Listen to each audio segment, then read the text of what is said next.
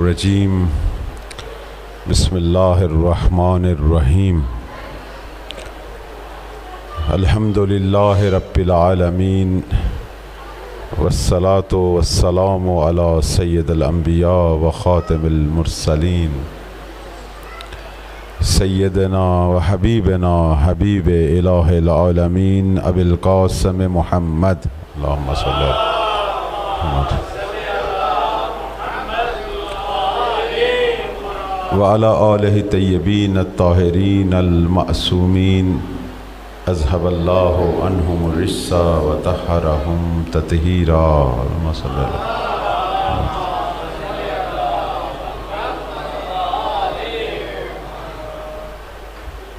سیما بقیت اللہ الامام المہدی فی الارضین ولعنت اللہ علی اعدائہم اجمعین اما بعد فقال اللہ تبارک و تعالی فی کتابہ المجید بسم اللہ الرحمن الرحیم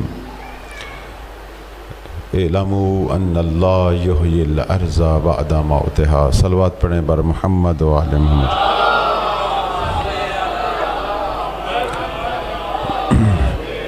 بالاخر یہ زمین زندہ ہوگی انہی حسینیوں سے جو صف عزا پہ بیٹھتے ہیں، انہی سے زندہ ہوگی۔ امام کی سپاہ یہیں سے جائے گی، یہیں وہ جوان تیار ہوں گے جو حر و حبیب و مسلم کے نقش قدم پر چلیں گے، جو مولا کے لیے اکبر و قاسم بنیں گے، جن سے غازی عباس کی خوشبو آئے گی، جا کر یہیں سوٹے۔ غم حسین جو ہے وہ بہت بڑی طاقت رکھتا ہے، بہت بڑی طاقت۔ پورے سال کے مجالس ایک طرف، تمام ائمہ کی شہادت کی عزاداریاں ایک طرف، غم حسین کی مجالس ایک طرف۔ کوئی بھی عزاداری سید الشہداء کا مقابلہ نہیں کر سکتے۔ امام رضا علیہ السلام کا فرمان ہے، اللہم صلی علی محمد و علی محمد، کہ نحن سفن نجات، ہم سارے کے سارے امام کشتی نجات ہیں، سارے امام کشتی نجات ہیں، یعنی کسی بھی امام سے تمسک کرو گے نجات پالو گے۔ لیکن فرماتے ہیں وَلَكِنَّا سفینۃ الحسین اوسع و اسرا، لیکن حسین کی جو کشتی ہے اس کی وسعت بہت زیادہ ہے اور اس کی سرعت بہت زیادہ ہے، یعنی اگر اس کشتی سے تمسک کرو گے تو جلد نجات پاؤ گے، اور وہ کشتی ایسی ہے کہ جو صرف مومنوں کے لیے نہیں ہے، دنیا میں جو بھی محب حسین ہے اس میں داخل ہو سکتا ہے، ہر محب کے لیے نجات ہے۔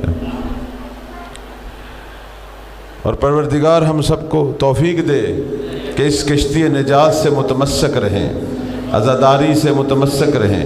کہتے ہیں روز عاشوراء شیطان نے جب حسین کی قربانی دیکھی تو مایوس ہو گیا، اور اس کے بعد اس نے اپنے تمام شیطانی فوج کو کہا کہ حسین نے دین کو بچا لیا ہے، اب تمہاری نئی ڈیوٹی ہے کہ تم حسین کی عزاداری میں لوگوں کو شک میں ڈالو اور لوگوں کو اس عزاداری کا مخالف کرو۔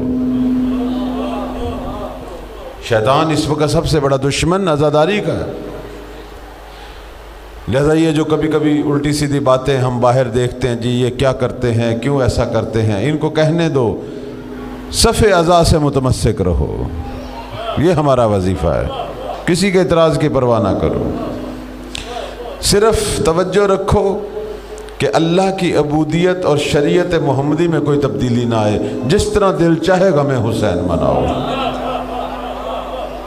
یہ بس ذہن میں رہے۔ مولا کی عزا جو ہے، یعنی مولا امام حسین پر جو گریہ ہے، اس کی بڑی عظمت ہے، بڑے بڑے گناہوں کو معاف کر دیتا ہے یہ گریہ۔ باقی اماموں کا گریہ اپنی طرف، یہ اپنی طرف۔ حتیٰ روایت ہے کہ حسین کے غم میں نکلنے والے ایک آنسو میں اتنی طاقت ہے کہ جہنم کی آگ بجھا دے۔ یہ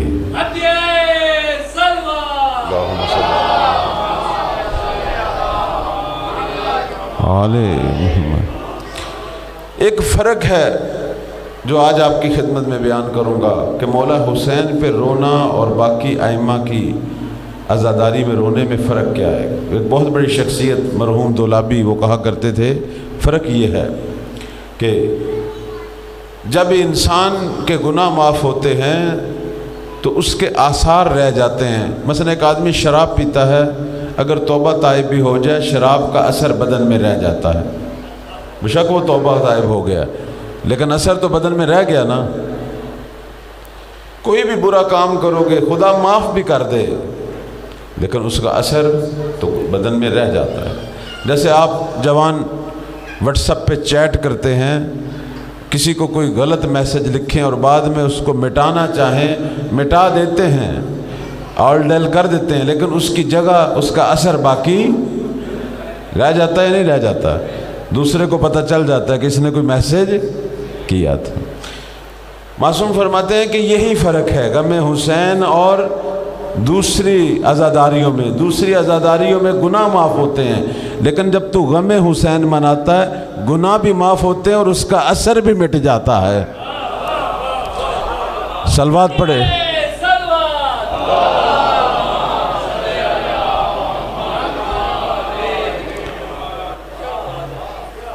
اس لیے عزاداری سید الشہداء کے بارے میں کہا گیا اوسا اس کی وسعت بھی بڑی زیادہ ہے اور اسرا اس کے اندر تیزی سے اللہ تعالیٰ جو ہے وہ نجات کے مراحل عطا کرتا ہے۔ عرض خدمت یہ ہے کہ مولا کو ان کی شہادت کے بعد اللہ نے 3 ہدیے دیے، 3 اجر دیے دنیا میں، آخرت میں تو ہے ہی، اور یہ بھی ہمارے چھٹے مولا کا فرمان ہے۔ فرماتے ہیں ہمارے دادا حسین کو دنیا میں 3 اجر ملے۔ پہلا اجر کیا؟ جعل الامام فی صلبہ، اللہ نے قیامت تک آنے والے سارے امام حسین کی صلب میں قرار دے دیا۔ جتنے بھی امام آئیں گے وہ حسینی ہوں گے، پہلے حسینی ہوں گے، ابن الحسین ہوں گے، حتیٰ امام مہدی تک سارے امام حسینی ہیں۔ اس لیے ہم دیکھتے ہیں کہ بعض دفعہ پیغمبر اسلام مولا حسین کو اٹھاتے تھے، کہتے تھے حسین تو بھی امام ہے، تیرا باپ بھی امام ہے، اور تو ابو الائمہ، سارے آنے والے اماموں کا باپ بھی تو ہی ہے۔ اور آج ہم اسی حسینی نسل سے آخری امام مہدی کی امت ہیں کہ جنہوں نے جب ظہور کرنا ہے اپنا تعارف اس انداز سے کرائیں گے کہ انا الذی، میں وہ ہوں، کون ہوں کہ ابن الحسین، میں وہ ہوں کہ جو حسین کا بیٹا ہوں۔ کون حسین؟ کہ الذی یقتل عطشانا، جسے دنیا والوں نے پیاسا ذبح کر دیا۔ اپنا تعارف مولا حسین کے نام سے، انا ابن الذی یقتل عطشانا۔ اور سب سے پہلی عزاداری امام مہدی بپا کریں گے، 10 محرم کو ان کا ظہور ہوگا۔ یہ اب خدا کا فیصلہ ہے، جس دن سید الشہداء کی شہادت ہوئی اسی دن مہدی کا ظہور ہوگا۔ اور دوسرا اجر جو اللہ نے دیا ہے وَجَعَلَ الْإِجَابَ تَحْتَ قُبَّتِهِ، حسین کی قبر پر جو گنبد ہے پروردگار نے اس گنبد کے نیچے دعاؤں کی قبولیت رکھی ہے۔ جو دعا کہیں بھی قبول نہیں ہوتی وہ وہاں ہو جاتی ہے۔ حتیٰ ہمارے باقی امام بھی اپنی دعاؤں کے لیے جایا کرتے تھے قبر حسین پر، باقی امام بھی جایا کرتے تھے اور اپنے اصحاب کو بھی کہتے تھے کہ دعاؤں کی قبولیت چاہتے ہو تو جاؤ قبر حسین پر۔ ہمارے 10ویں مولا ایک دفعہ بیمار پڑ گئے، شفا نہیں ہو رہی تھی، تو اپنا نائب بنایا ابو ہاشم جعفری کہ جاؤ میری طرف سے میرے دادا حسین کی قبر کی زیارت کرو اور میرے لیے وہاں شفا کی دعا کرو۔ اللہ اکبر، امام نے بھیجا۔ اس نے کہا مولا آپ خود ہی امام ہیں، آپ خود اللہ سے اپنے لیے دعا مانگیں، مجھے ادھر کیوں بھیج رہے ہیں؟ کہتے تجھے نہیں پتا اللہ کو پسند ہے حسین کی قبر پر دعائیں مانگنا۔ جس طرح نبی کا مقام بلند تھا، پھر بھی اللہ نبی کو کہتا تھا کعبے کا طواف کر، حجر اسود کو چوم۔ حالانکہ نبی کا مقام کعبے اور حجر اسود سے بلند تھا، لیکن اللہ کو اچھا لگتا تھا کعبے کا طواف کرنا۔ اسی طرح خدا کو پسند ہے حسین کی قبر پہ جانا۔ اور جو زائر سید الشہداء ہے اس کا بڑا مقام ہے۔ کہتے روز قیامت ایک آواز آئے گی، آئینہ آئینہ زوار قبر الحسین۔ بہت سارے لوگ کھڑے ہوں گے کہ ہم نے زیارت کی تھی، تو فرشتہ کہے گا خدا نے یہ فیصلہ کر دیا ہے کہ تم لوگ خذوا بید ما احببتم فانطلقوا الی الجنہ، جس کا ہاتھ پکڑنا ہے پکڑو اور جنت میں چلے جاؤ، اللہ نے تمہیں مقام شفاعت عطا کر دیا۔ یہ مقام ہے زائر حسین کا۔ اور تیسری چیز فرمایا وَجَعَلَ الشَّفَاءَ فِي تُرْبَتِهِ، خدا نے قبر حسین کی خاک میں شفا رکھی ہے۔ کسی کی قبر میں نہیں ہے، حتیٰ رسول اللہ کی قبر میں خاک میں شفا نہیں ہے جو حسین کی قبر میں۔ اور یہ خاک شفا کا حکم ہمارے ائمہ فرماتے تھے کہ تقریباً 24 میل تک ہے، لیکن جتنا نزدیک تر ہوتے جاؤ گے قبر کے، شفا کی مقدار بڑھتی جائے گی۔ واحد یہ قبر کی خاک ہے جسے کھانا جائز ہے ورنہ حرام ہے، وہ بھی شفا کی نیت سے۔ بے پناہ اس کے آثار ہیں، خاک شفا کے روایات میں آتے ہیں، بے پناہ آثار ہیں۔ کہتے ہیں کہ جب بھی فرشتے آتے ہیں قبر حسین کی زیارت کے لیے، تو یہاں سے جب واپس جاتے ہیں تو آسمانی مخلوقات کہتی ہیں ہمارے لیے کیا لے کے آئے ہو، تو وہاں خاک شفا پیش کرتے ہیں۔ اللہ اکبر۔ ہمارے قم کے اندر مشہور ہے کہ ایک دفعہ سخت سیلاب آیا، قم میں ایک نہر گزر رہی ہے، پانی سے بھر گئی اور پانی شہر میں داخل ہونے لگا، قم ڈوب رہا تھا۔ اس زمانے میں بہت بڑے مجتہد تھے آیت اللہ عبد الکریم حائری، انہوں نے خاک شفا کو پانی میں ڈال دیا، سیلاب رک گیا۔ بہت سارے واقعات ہیں اس کے۔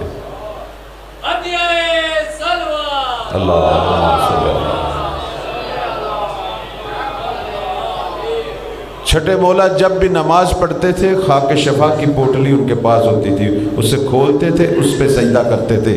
فرماتے تھے کہ السجود علی تربت الحسین، تربت حسین پہ جو سجدہ ہے اس کی اتنی اہمیت ہے، اگر تیری نماز میں کوئی نقص بھی ہوگا، یہ سجدہ تربت حسین پر تیری نماز کے نقص کو دور کر دے گا۔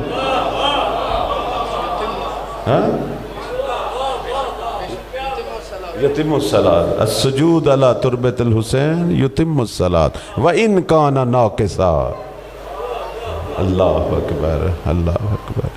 میرے عزیزو، اللہ ہمیں توفیق دے ہم مولا کے سچے عزادار بنے۔ خدا نے اس خاک شفا میں کیا عظمتیں رکھی، میں تو بعض واقعات پڑھتا ہوں حیران ہو جاتا ہوں کہ یہ کیا ماجرا ہے۔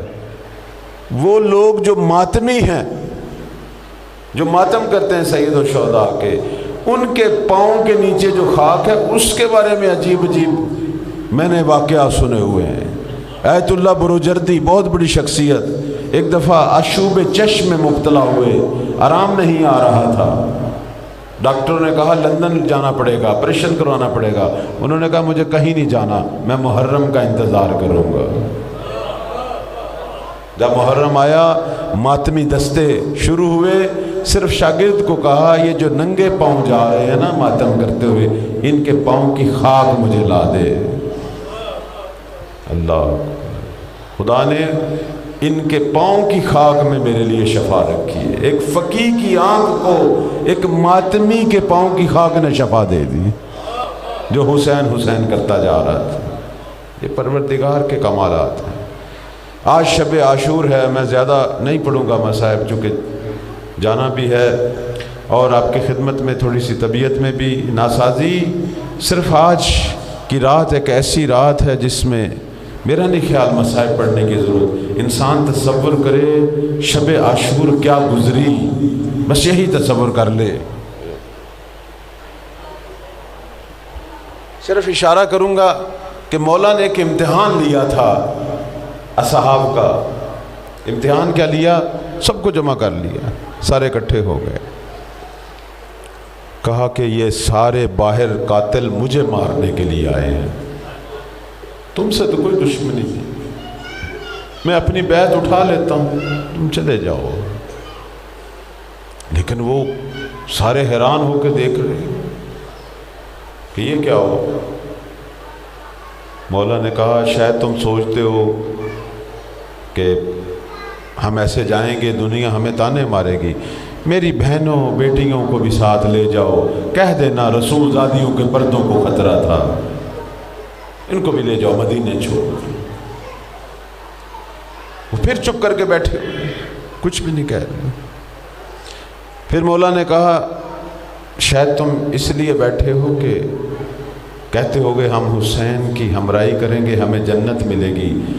میں وعدہ کرتا ہوں جنت میں داخل نہیں ہوں گا روز محشر جب تک تم سب کو جنت میں نہ لا۔ جنت بھی میرے ذمہ ہے، تم چلے جاؤ، یہ مجھے مارنے کے لیے آئے ہیں، تم نے کیوں مرنا ہے؟ ان کی دشمنی میرے ساتھ ہے، تمہارے ساتھ نہیں ہے۔ وہ پھر بھی بیٹھے چپ۔ پھر مولا نے کہا شاید اس لیے نہیں جاتے کہ میں دیکھ رہا ہوں میری آنکھ کا حیا کر رہے ہو، اکبر بیٹھا چراغ بجھا دو۔ بس اکبر نے چراغ بجھایا، میں یہاں تھوڑا سا رک جاؤں گا۔ مولا نے کبھی بھی اکبر کو کام نہیں کہا تھا، ہمیشہ سارے کام عباس کو کہتے تھے، آج اکبر کو کہہ دیا، ورنہ پہلے تو عباس کو کہتے تھے عباس آؤ خیمے لگاؤ، عباس خیمے اکھاڑو، عباس فلاں سے ملاقات کرنی ہے، عباس فلاں کا استقبال کرو۔ آج عباس کو نہیں کہا چراغ بجھاؤ، اکبر کو کہا چراغ بجھاؤ۔ عباس تڑپ اٹھے کہ اس کا مطلب ہے کہ مجھے بھی کہا جا رہا ہے کہ میں بھی چلا جاؤں۔ بہت گریہ کیا مولا عباس نے۔ بعد میں کہا آقا حسین آپ یعنی مجھے بھی کہنا چاہتے تھے میں چلا جاؤں، مجھے بھی کہنا چاہتے تھے؟ کہا ہاں عباس، میں نہیں چاہتا تھا کہ دنیا بعد میں کہے اپنے بھائی کو زبردستی ٹھہرا کے مار دیا۔ کہا مولا میں اس دنیا پہ لعنت بھیجتا ہوں جس میں حسین نہ ہو۔ اللہ اب جب دوبارہ چراغ جلے دیکھا سارے بیٹھے، جوان جو ہیں انہوں نے تلواریں نکالی ہوئی ہیں، نیام توڑے ہوئے ہیں، بوڑھے جو ہیں انہوں نے امامے اپنی کمر میں کسے ہوئے ہیں، اپنے آپ کو جوان کے طور پہ پیش کر رہے ہیں۔ بچے جو ہیں وہ ایڑیاں اٹھا اٹھا کے مولا کو دکھا رہے ہیں کہ ہم جوان ہیں۔ میرے مولا نے اس وقت کیا فرمایا کہ اللہ نے جو اصحاب مجھے دیے ہیں وہ میرے نانا کو بھی نہیں دیے تھے، جنت میں ان کے مکان دکھائے۔ اللہ اکبر۔ بس میں ختم کرتا ہوں۔ جب مولا باہر نکلے نا تو بی بی زینب کھڑی تھی دروازے پہ۔ کہا بھائی یہ 30,000 ملعون اور یہ چند جوان بوڑھے یہ تیرے تھوڑے سے ناصر ہیں مٹھی بھر، کل ٹھہر جائیں گے، کہیں تجھے چھوڑ کے نہ چلے جائیں۔ بس یہ بات حبیب کے کانوں تک پہنچ گئی۔ حبیب نے فوراً سب کو اکٹھا کیا، آؤ حسین نے تو امتحان لے لیا، آؤ زینب کو بھی امتحان دے دیں۔ اللہ اکبر، اللہ اکبر۔ کہتے ہیں کہ یہ سارے اکٹھے ہو کے وہاں آئے جہاں بی بی زینب کا خیمہ تھا، کہنے لگے آقا زادی علی کی بیٹی ایک دفعہ ہمیں دیکھ تو صحیح۔ بی بی نے باہر دیکھا تو سب نے تلواریں اپنی گردن پہ رکھی ہوئی تھی۔ کہنے لگے اگر ہم پہ اطمینان نہیں ہے ابھی اپنے سر اتار کے تیرے بھائی کے قدموں میں رکھ دیتے۔ اللہ اکبر، بس میں ختم کرتا ہوں، میرے دشمن تلواریں تیز کر رہا، تم نزدیک خیمے لے آؤ، قرآن پڑھو تاکہ میری بہنوں کو بیٹیوں کو سکون ہو۔ یہ خیمے نزدیک لے آئے، ان کا خیمہ نزدیک لانا تھا، سید سجاد جو غش کی حالت میں تھے اٹھ کھڑے ہوئے، کہا یہ مردوں کی آوازیں کیوں آ رہی ہیں؟ بتایا بی بی نے کہ تیرے بابا نے حکم دیا ہے، خیموں کو قریب لائے، قرآن پڑھیں۔ اٹھے، اٹھ کے بابا کے پاس پہنچے، کہا بابا آپ نے حکم دیا ہے؟ ہاں میں نے حکم دیا ہے۔ کہا بابا ہیں تو یہ نامحرم، ان کی آوازیں آ رہی ہیں میری پھوپھیوں کو، بہنوں کو، ان کی آوازیں بھی ان تک جائیں گی۔ بابا ان آپ کے اصحاب بڑے پیارے ہیں، لیکن ان کو کہیں خیمے دور دور کر لیں۔ مولا حسین نے کہا ابا سجاد آج کی رات صبر کر لے، بس آج کی رات صبر کر لے، کل امامت بھی تیرے حوالے، اب تو جانے اور تیری بہنیں اور پھوپھیاں جانے۔ اللہ لعنت اللہ علی الظالمین سیلم الذین ظلموا۔